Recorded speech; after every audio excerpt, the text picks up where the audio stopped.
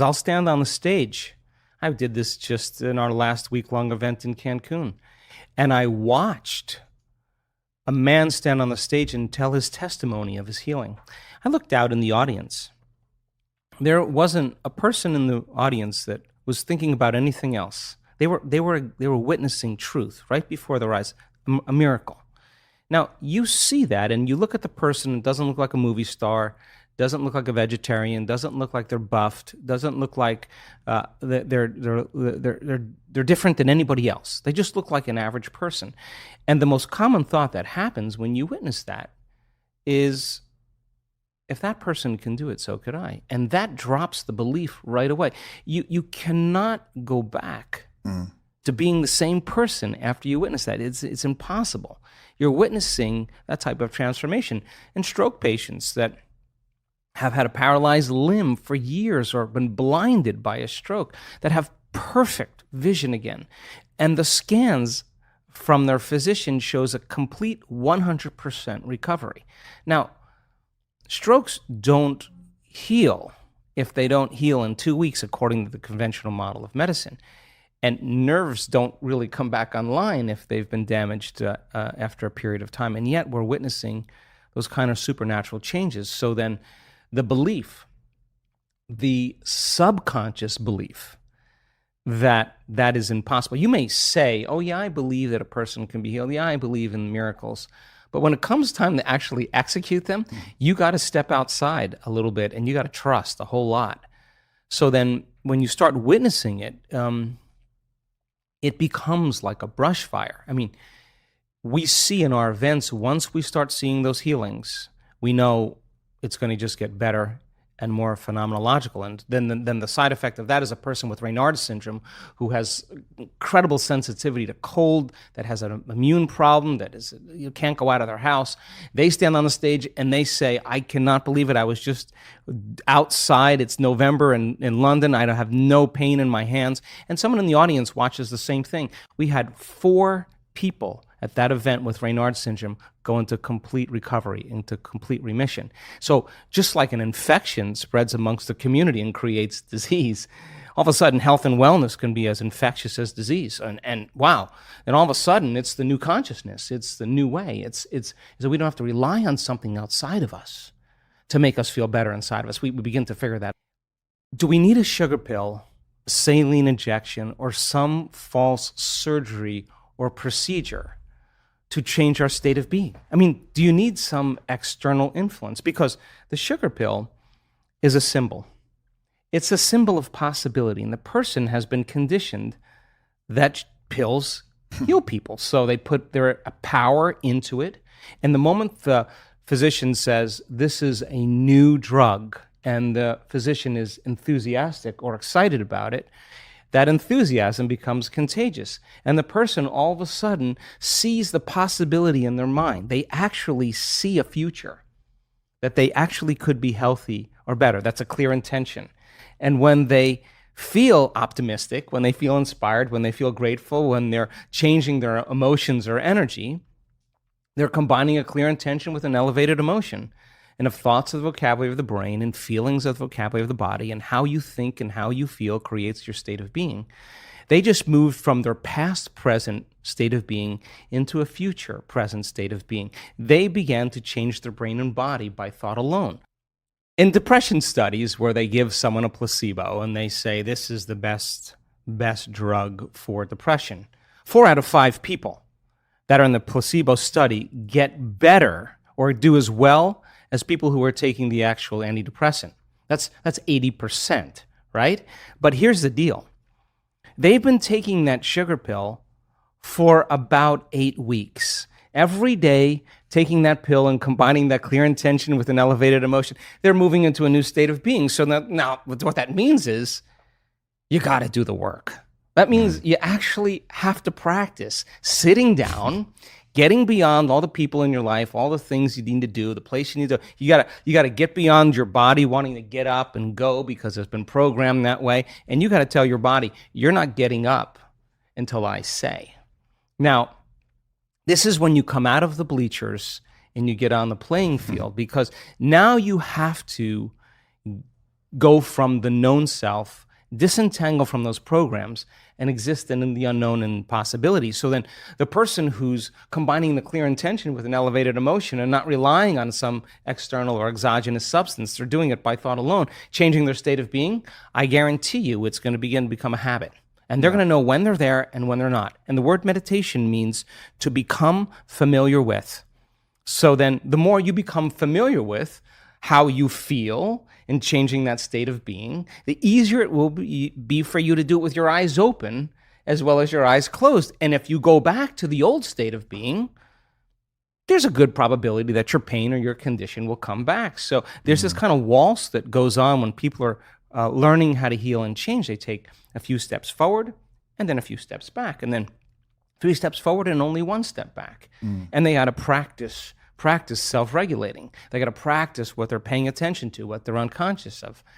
And if you stay with it for a long enough period of time, all of a sudden now the person reaches a point, we've measured what happens, where their chemistry changes so dramatically that they're literally in love with life. Now, imagine what happens when oxytocin is released in the quantities that we see. Oxytocin signals nitric oxide. Nitric oxide signals a chemical called endothelial-derived relaxing factor, and that's a big word or set of words that just means a chemical that signals the arteries in your heart to literally expand. And when they expand, you're getting more blood flow in there. And just like when your sexual organs are aroused and there's blood flow in there, now with the same intensity, you're going to feel it right in your heart, and it's going to be way bigger. And now the person's heart is wide open. So here's the question. The person feels those emotions. Do you think they're going to want to judge somebody else in that moment? You think they're going to want to hold a grudge? They're not going to try to forgive. They're going to feel so amazing. They're not going to want to lose this feeling, and they're just going to say, "I forgive you. I'm not going to give this feeling up because of you." Now that's the side effect of true transformation. The side effect is a greater level of consciousness. The side effect is a greater skill set in life. And I think that when you start getting good at this, then all the things you thought you wanted, you no longer want, because when you're creating more brain and heart coherence, you feel more whole. And the more whole you feel, the less you live in lack. So how could you want many things if you feel whole? It feels like you already have them. And that's actually when you start to see those wonderful miracles, those synchronicities, those serendipities, those coincidences happening in a person. Those are experiences coming to them. That's the field dropping breadcrumbs saying, keep going.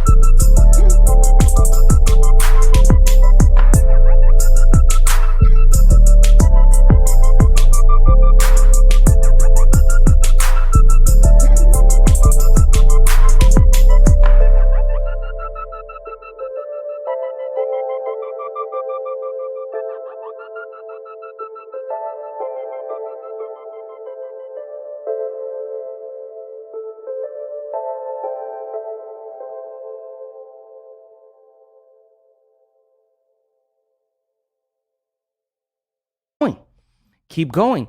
And there's a synchronization between that person's energy and their future. And the side effect of that are signs. And that's when it gets to be exciting, because every sign does what? It creates an enthusiasm and excitement. And you're kind of going, hey, there's another sign. I'm going to go do it again. So now you're not going, oh, I have to meditate today. Oh, geez, I got to create my life. You're looking forward You're to like, oh my God, I don't want the magic to stop happening. I'm going to get into it. And every synchronicity creates that elevated emotion, and you use that energy for the next creation. And people climb out of their lives, climb out of their path. So the body's a protein-producing machine.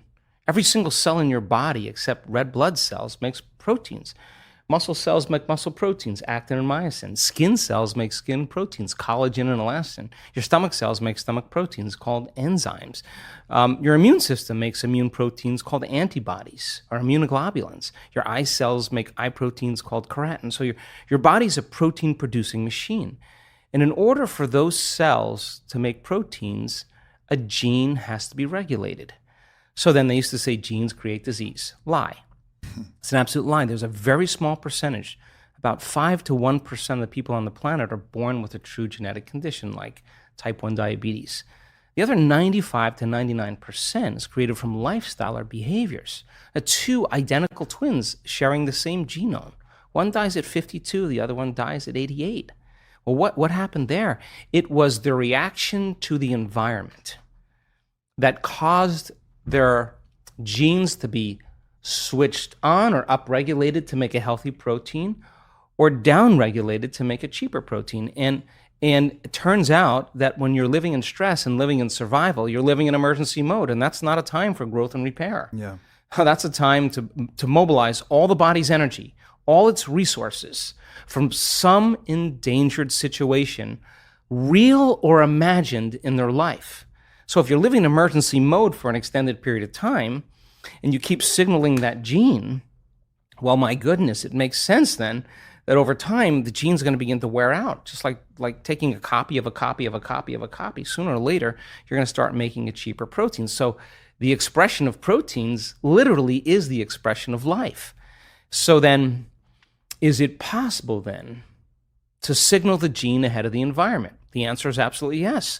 Because if a person's waiting for their wealth to feel abundance, if they're waiting for their health to feel wholeness and gratitude, if they're waiting for their new relationship to feel love, they're living by the old model of reality of cause and effect, waiting for something out there to change to make them feel better. And here, take away their lack or emptiness. But the moment the person embraces the emotion ahead of the event, if they understood what they were doing and why they were doing it, then if the environment signals the gene, and it does, and the end product of an experience in the environment is an emotion, when you embrace the emotion ahead of the experience, you're signaling the gene ahead of the environment. And if genes make proteins, and proteins are responsible for the structure and function of your body, you begin to become that very person. So it's not our wealth, it's not our health, it's not our new relationships, it's not the things we accumulate, it's who we become. Yeah. So we overcome the old self, which takes a great act of will and awareness, and we become somebody else. So then when you become it, nobody can take that away from you. In fact, you know that you know how to do it, or you know that you are it. And an abundant person doesn't say, I'm abundant, I'm abundant, I'm abundant, or a healthy person doesn't say, I'm healthy, I'm healthy, I'm healthy. They don't say that. They are it. Yeah. So then most people have just been fooled by their senses, because they're 5% of their conscious mind is holding the intent, but their body is habituated into a predictable future, or emotionally conditioned into the past. And they're saying, I'm healthy, I'm healthy, I'm healthy, or I'm happy, I'm happy. And the body's going, you're miserable, you're unhappy. That thought can't even make it past the brainstem to the body. So then teaching people how to self-regulate, they have no idea when they started changing their emotional states, the amount of biological and energetic changes that take place within them and all around them. So then develop that skill and get really good at this. Then for the most part, you wouldn't be so interested in so many material things. You would be interested in facing off with yourself every day and asking, what is it that stands in the way between me and my future? What is it that stands in the way between me and my connection to the quantum field? I think that's the real question.